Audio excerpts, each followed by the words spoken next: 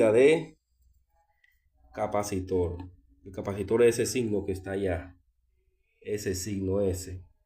Entonces aquí lo seleccionamos, buscamos la selección del capacitor, ¿cuál es? Y esta que dice NF. NF, que quiere decir nanofaradio en este caso, pero ese es el símbolo del capacitor. Vamos a medirlo. Medir este. Para medirlo simplemente cogemos el tester y lo ponemos en paralelo con el capacitor. Vamos a ver. Ahí está. Lo estamos poniendo y está el capacitor, el tester calculando. Y dice que es de 35 microfaradios. Ahí tiene la MF en la parte inferior de abajo. MF. De 35, pero realmente el capacitor dice que es de 50. Es decir, que está malo. Este capacitor está malo porque debe medir 50 o 47 o 53. Se puede pasar de 50 por un 5% o puede tener menos de 50, un 5% menos. Ya que ese está malo, este está 35. Vamos a medir este otro. Vamos a medirlo en la parte que debe darme 16 microfaradios.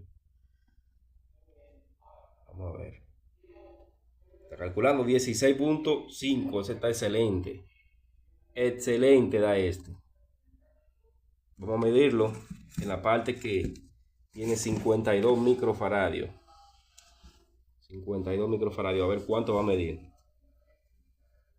Ponlo más cerca de allá. 51.3. Está excelente. Excelente. Así se miden los capacitores con un tester. Hay varias otras formas de medirlo, incluso está poniéndolo aquí en la toma directamente. Podemos hacer una prueba. Esta es una prueba un poquito más riesgosa. Vamos a hacer una prueba aquí. Vemos ahí. Según esto, este está bien. Dependiendo la capacidad. Mientras mayor capacidad es, más fuerte es la chispa. Más fuerte la chispa. Vamos a probar este. Este es de 52. Este tira de una chispa un poquito más fuerte. Vamos a ver. Vamos a ver. ¿Vieron? Ese está nítido, por eso tira esos fuetazos así. Es un capacitor de este motor que está dañado y lo estamos probando y dio malo, pero ahora vamos a ponerlo el bueno este.